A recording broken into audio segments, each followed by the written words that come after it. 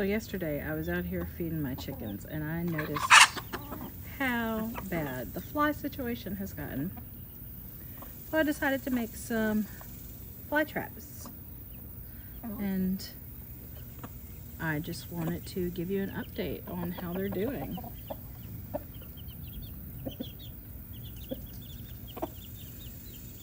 I basically just cut the top off this gallon water bottle, put in some fruit I had that was going bad, and set it outside, and I've caught quite a few. Now that was the second one I made. The first one, I used an old banana peel that had been out here on the ground. And I came out this morning and it was tipped over and it still had flies caught in it.